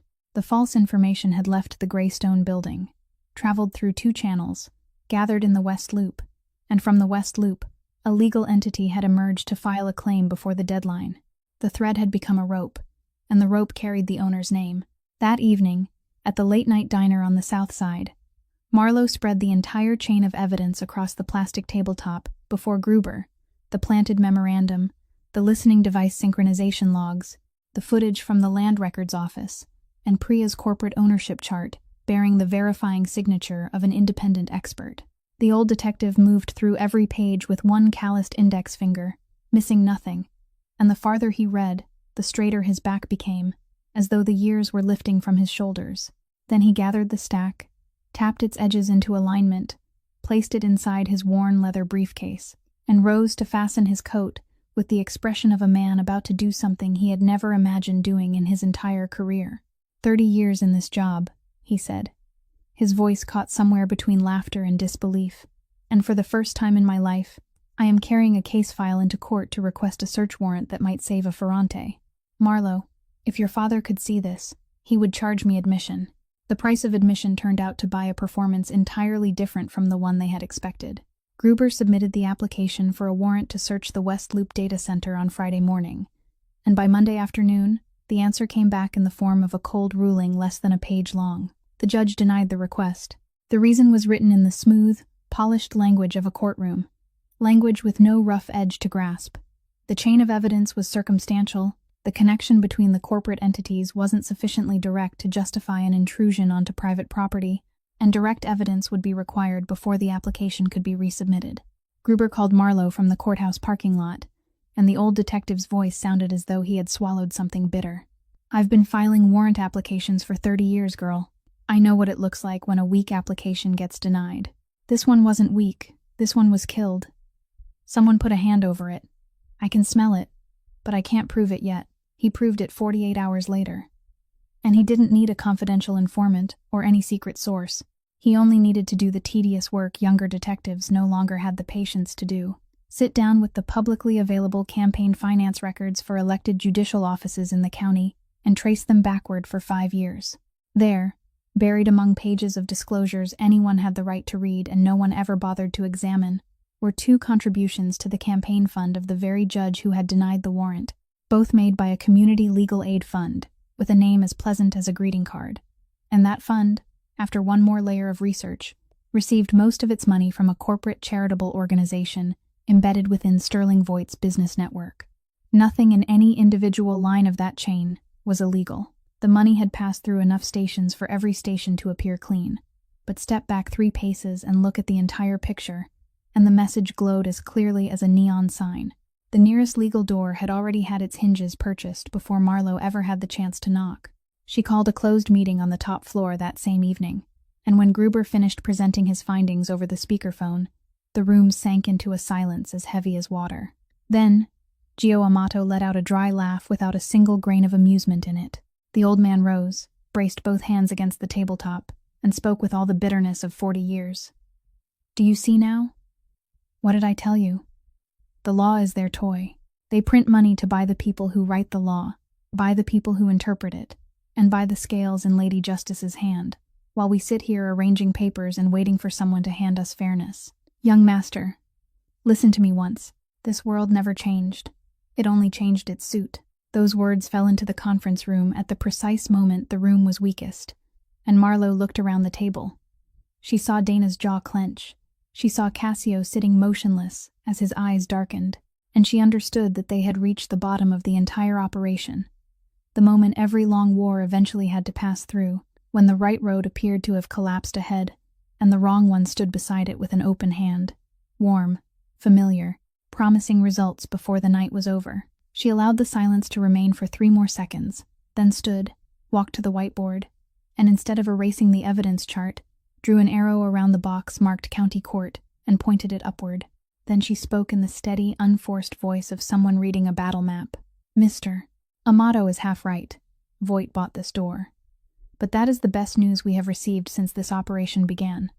Because a man who has to spend money buying a judge is a man who is afraid of our evidence. He just confirmed that we are digging in the right place, and he also showed us the limit of his reach. His arm is long inside this county, and inside this city. But ladies and gentlemen, there is another level to this case that campaign contributions can't reach. A listening device was installed inside a private company's computer system.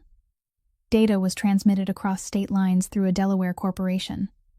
This is no longer a county matter. It is a federal cybercrime, and federal prosecutors aren't elected by the voters of this county. They don't receive a single campaign dollar from anyone in this city. Tomorrow, Detective Gruber and I will transfer the entire case to the federal cybercrime unit. We lost 48 hours, but in exchange, we gain a playing field where Voight doesn't know any of the referees. Cassio watched her for a long moment, then turned toward Gio and spoke softly but with finality. We stay on this road, Uncle, all the way to the end. The old man didn't argue again.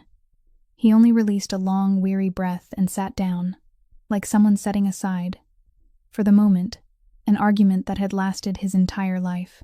But an operation could move to another level in a single day, while the human heart needed an entire night.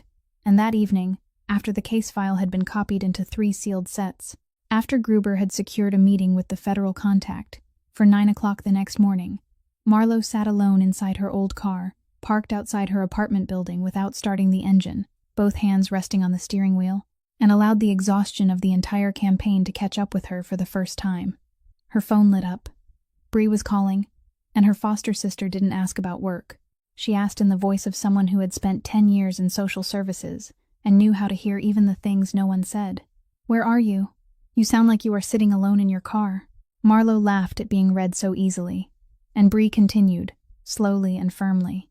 "I don't know what battle you are fighting. You have never told me everything, and I am used to that. But I have heard one thing in your voice over these past few months. You are coming alive again. You talk about your work like someone who finally has something worth doing. You mention a certain name, and your voice changes without you noticing. You are happy for the first time in years, Marlowe. So whatever happened tonight, I am asking you for only one thing. Don't talk yourself out of it. You are good at almost everything in this world except allowing yourself to receive something good." The call ended, and Marlowe remained in silence for a long while, looking at the paper crane with the broken wing on the dashboard, washed in yellow beneath the streetlight, its damaged wing casting a slanted shadow across the old plastic. She thought of June asleep in the apartment, with the swimming pool among a flock of newly folded cranes, of the man who had stood alone before the photograph of 3 generations, of the door that had just slammed shut, and the door they would knock on next. Then she remembered the old lesson she had repeated to herself through difficult nights in the field, and later intended to teach her daughter when she was old enough, that most problems looked larger at night, and by morning they shrank back to their true size, provided you were still sitting there to see the morning come. She started the engine, pulled into the parking area, went upstairs, and set her alarm for 6 o'clock. Because tomorrow was the day they would knock on the federal door, and the person doing the knocking needed a straight back. That morning shrank back to its proper size, exactly as the old lesson had promised. At 9 o'clock, Marlowe and Gruber sat across from 2 federal prosecutors, who were younger than they had expected and sharper than they had dared hope, people who listened to a 40-minute presentation without interrupting, and then asked only 3 questions. All 3 aimed directly at the places where a weak case would have broken apart, and this case didn't break, because it had been built by one person who had once packaged battlefield intelligence, and another who had spent 30 years learning how to let evidence speak for itself. The Federal Cybercrime Unit accepted the case before noon, and once the federal machinery began to turn, it moved with a weight no county campaign fund could stop. A federal judge signed the warrant to search the West Loop data center within the week, and the search took place on a calm Thursday night without rain, wind, or flashing lights, only people in gray coats entering the glass building with equipment cases and leaving near dawn with everything they needed. What they found exceeded even Marlowe's most optimistic expectations. Inside the server partition leased through the chain of companies leading back to Voight's fund, federal specialists uncovered an encrypted archive, and within it, arranged as neatly as the records of an honest business, were service contracts between Voight's shell company and a firm with the respectable name of Risk Management Consulting, the kind of firm everyone in that world knew was selling something very different beneath its polished title. The contract attachments read like a confession written in administrative language. A current conditions assessment package matched the weeks when the listening device had been installed and maintained inside the Ferrante servers. A target asset recovery package carried an execution date, matching the Friday morning bank robbery down to the hour, accompanied by camera, location diagrams, and security shift schedules that everyone now knew had been drawn from information supplied by someone inside. Federal agents knocked on the consulting firm's door the following week. And as always happened in the business of standing between powerful clients and dirty work, such companies survived not through loyalty, but through private vaults filled with records kept as insurance. Faced with a choice between protecting a former client and spending several decades in prison, the firm's director chose the option every broker in the world eventually chose. He cooperated in exchange for leniency. Among the documents he surrendered to prosecutors was a printed page that made the entire federal conference room fall silent for a beat. A copy of an email sent from Sterling Voight's personal account, not through the company system, but through an address he believed invisible. The message contained only a few cold, concise lines complaining that the letter and telephone call hadn't created enough pressure, and it ended with a single English word standing alone on its own line like a seal: escalate. The thread had become a rope on the day of the land records filing, and that sheet of paper tied the final knot that transformed the rope into a noose, because it connected Voight's own intent, in his own words, to the entire chain of actions beneath him. But the consulting director's cooperation statement contained one unfinished passage that Marlowe read 3 times that night. He testified that in addition to the completed service packages, one more operation had already been activated and paid for in full by the client, assigned to an execution team through a one-way intermediary channel. Under the strict compartmentalization rules of the trade, he knew neither the specific details nor the intended time of execution. He knew only that the order hadn't been recalled, and that sentence remained inside Marlowe's mind like a stone in her shoe. Not painful yet, but impossible to forget. The warrant for Sterling Voight's arrest was executed the following Tuesday night at 9:40. Federal agents escorted him from his riverfront penthouse, wearing an overcoat he had thrown on in haste. He wasn't placed in handcuffs in front of the cameras because his attorneys had managed to arrange that part of the image. But no lawyer could arrange away everything else: the federal indictment for cybercrime, conspiracy, directing unlawful intrusion, and a list of charges that remained open.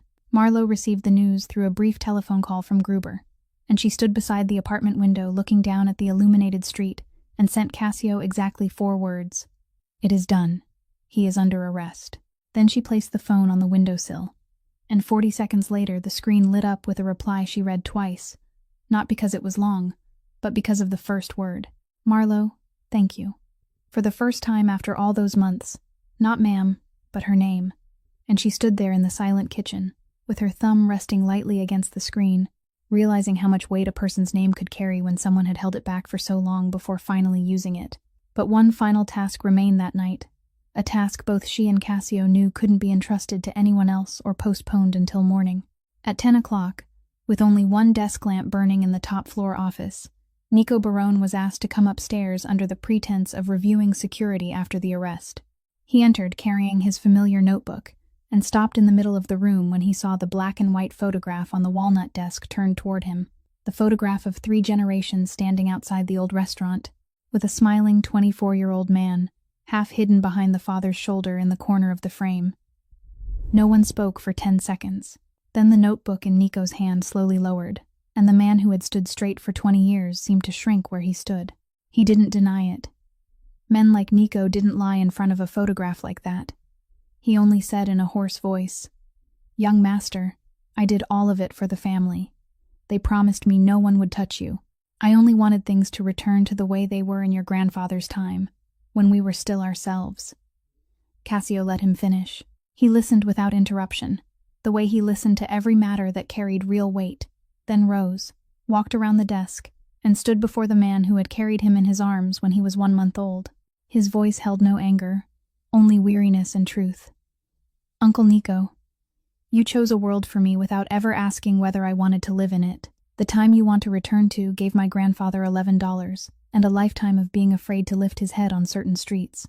It gave my father a diseased liver and a final request from his deathbed. It gave me a night at Pier Number 9 that I still haven't finished paying for.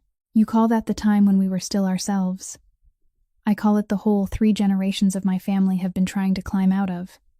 He paused, and the hardest part of the sentence came out no louder than a breath. I love you. That hasn't changed. But there are 2 federal agents waiting downstairs, and I won't hide you the way everything used to be hidden in the old days. That is the difference between your world and the world I am building. Nico looked at his young master for a long time, then performed the final act of service still available to him after 20 years. He placed his notebook and employee badge neatly upon the desk beside the photograph, bowed according to the old custom, and walked toward the elevator on his own, forcing his back to remain straight.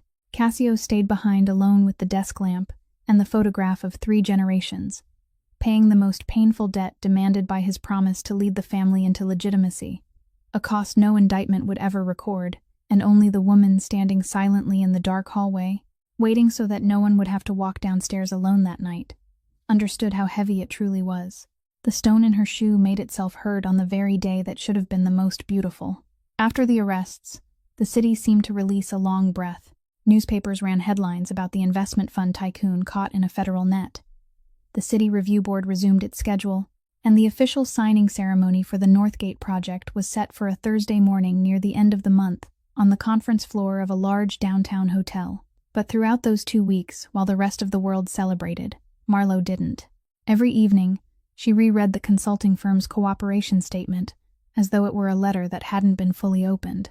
One additional service package had already been activated and paid in full, assigned through a one-way intermediary channel, and never recalled. She carried that stone to the late-night diner and placed it on the table before Gruber, asking whether an order would still move forward after the man who issued it had gone to jail, and the old detective stirred his coffee and answered with the kind of 30-year experience no textbook could contain. Once a knife has been thrown, the man who threw it doesn't need to remain standing, girl. A one-way channel means the 2 men carrying out the job don't know their employer has fallen. They don't read financial news and don't need to. They only know the money is already in their pockets, and the work remains unfinished. A contract like that doesn't have a cancel button.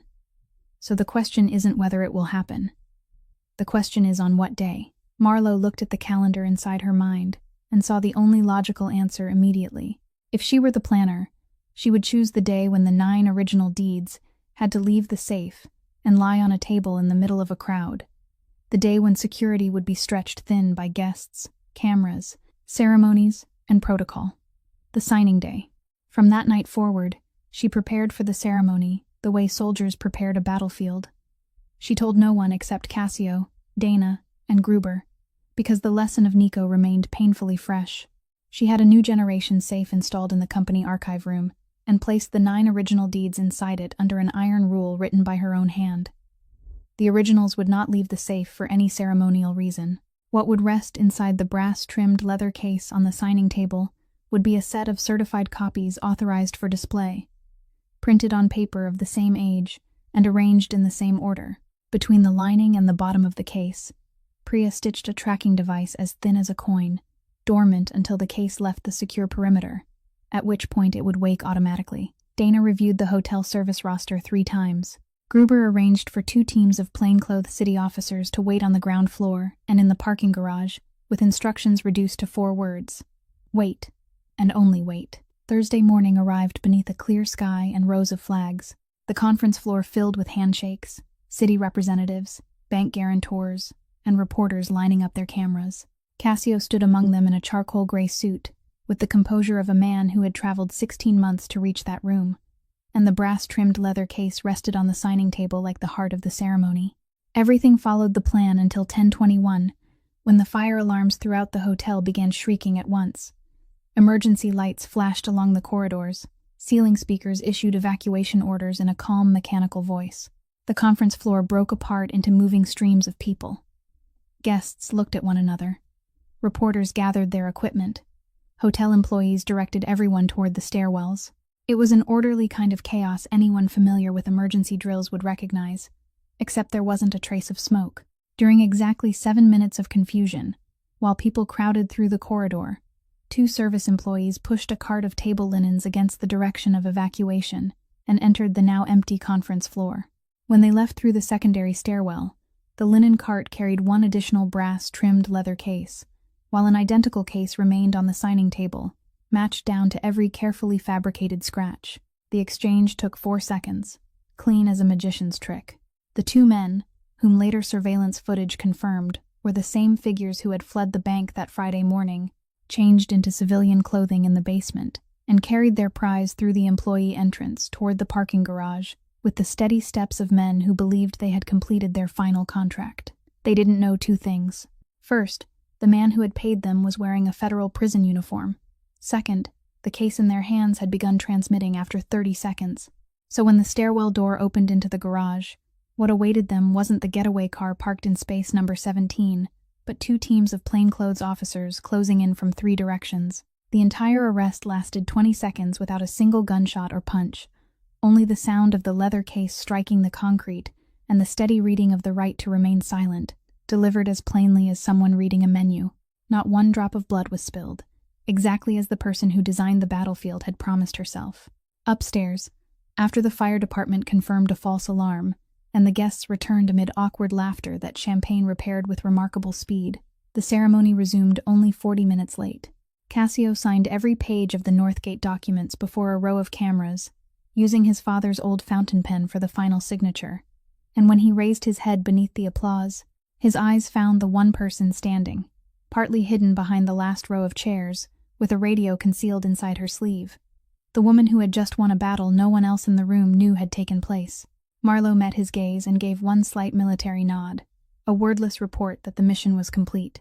That afternoon, Gruber called to confirm that both operatives had confessed to the entire final contract, and that the last link in the chain of charges against Sterling Voigt had been secured inside the federal case. The old detective laughed roughly through the phone and said, "In 30 years, I have never seen a case where the winning side didn't spend a single bullet.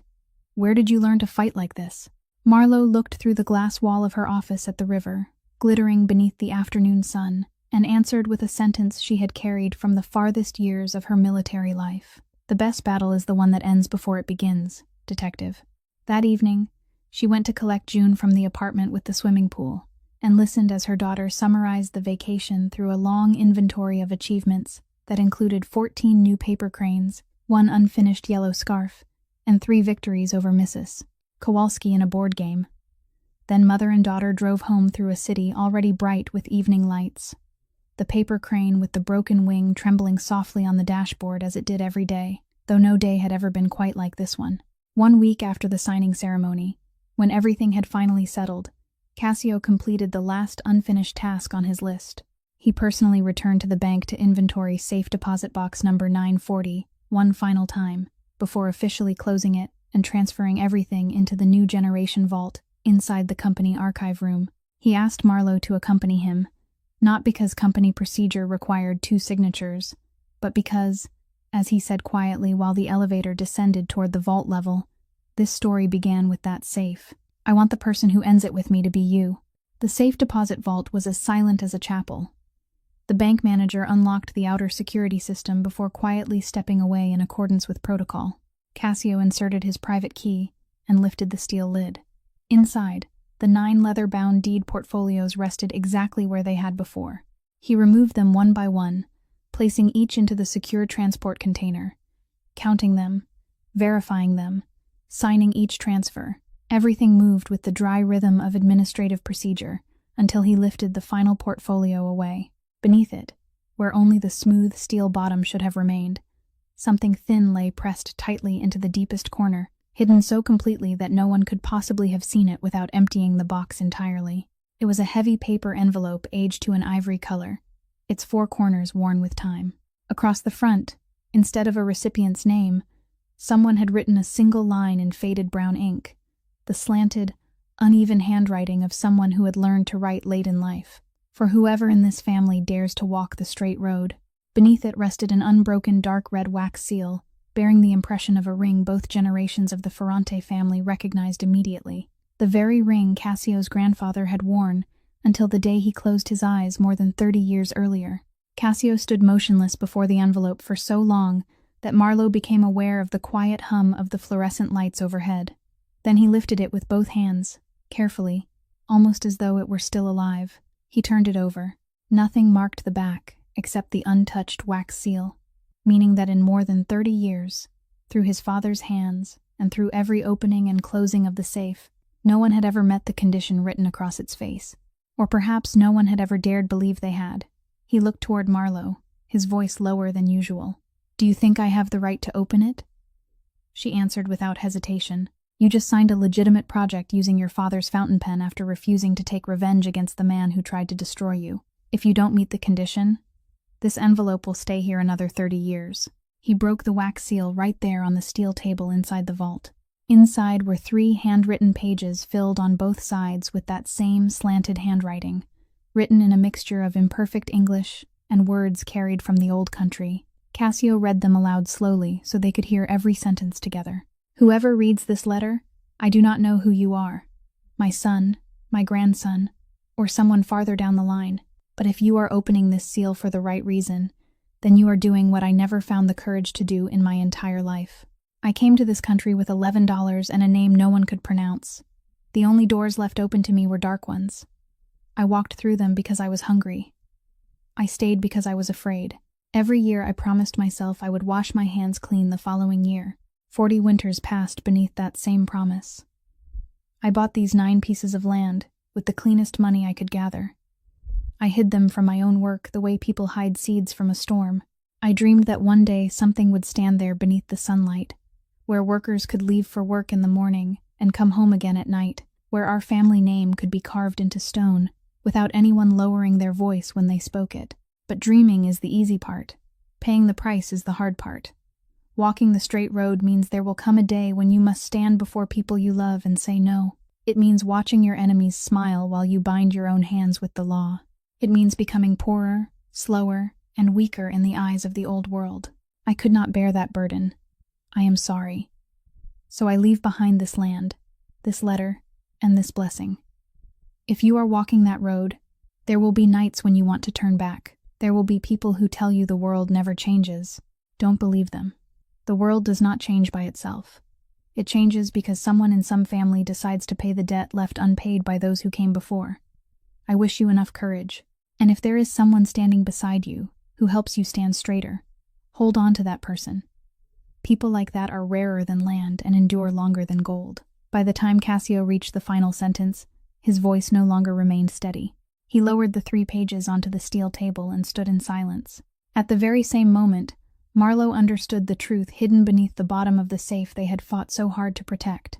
The most valuable thing inside safe deposit box number 940 had never been the 9 deeds. The greatest inheritance the old man had left behind wasn't land. It was his confession that the straight road had been dreamed of 3 generations earlier, that Northgate wasn't Cassio's idea at all. It was an inherited debt, and the man standing there was simply the first member of the family brave enough to sign his name beneath it.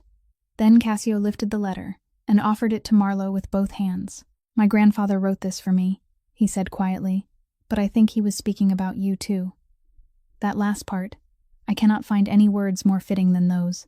During the weeks that followed, the 30-year-old letter became the anchor, holding Cassio steady through the final great decision. He assembled the family council and signed what attorneys described in dry legal language as a complete corporate restructuring. Ferrante Holdings would become an entirely independent lawful corporation with open audits, public governance standards, and every remaining tie, account, and individual connected to the old world permanently severed. Not through speeches or declarations, but one notarized signature at a time. The last man to cross that line did so in his own way. Gio Amato neither asked to remain nor protested. One afternoon, he entered Cassio's office, carrying a handwritten retirement letter and a one-way airline ticket back to Sicily, back to the stone house of his ancestors, the place he had mentioned in stories for 30 years, without ever finding the courage to return, because there had always been one more duty waiting for the family. At the office door, the 2 men from 2 different eras embraced for a long time. Neither apologized because neither needed to. Then Gio stepped back, placed both weathered hands upon the young man's shoulders, looked him over from head to toe as though studying the final achievement of an entire lifetime of service, and spoke the only sentence capable of closing an era. "Your grandfather would understand, my boy. And your father would be proud." On the first Sunday after every document had dried with fresh ink, Marlo finally did something she had promised her daughter a long time ago, and something June had been asking for in every roundabout way a child could invent for months. She invited Cassio to lunch at the diner June insisted served the best food in all of Chicago, a little corner restaurant with red vinyl booths, crinkle-cut fries, and an old jukebox that occasionally swallowed coins. The man who had once made an entire city lower its voice stepped inside wearing the same charcoal gray suit he would have worn to a board meeting, sat down across from a 7-year-old girl studying him with the solemn eyes of a tiny judge, and the questioning began before the food even reached the table. "What do you do for work?" June asked. Cassio answered with the same seriousness he would have shown before a board of directors. "I build buildings and ports." June nodded thoughtfully, accepting the answer before firing the next question. "Do you have a lot of money?" "I do." Then she tilted her head. "Are you happy?" That question stopped him for 2 full seconds. "I am now." June narrowed her eyes as though comparing his answers against one another, before asking the most important question of all. "Are you scared of my mom?" Cassio looked at Marlo once, then turned back to the little girl and answered without blinking. "Yes, a little. Anyone with good sense should be." June burst into laughter so loudly that several nearby tables turned to look. She slapped one hand onto the tabletop as though delivering a final verdict. "You passed, but wearing a suit while eating a burger is kind of weird." Then, before both mother and daughter, the man did something neither of them had ever seen him do since the morning at the bank. He reached up, unbuttoned his suit jacket, removed it completely, draped it across the back of the chair, rolled up the sleeves of his white shirt, and picked up the burger with both hands exactly the way everyone in a neighborhood diner should. June watched with the unmistakable satisfaction of a teacher who had finally succeeded in reforming a particularly difficult student. A few months later, at that very same corner booth, the diner was decorated with balloons for June's 8th birthday, a celebration no one had tried to make perfect. And because of that, it became perfect in the only way such moments ever could. Mrs.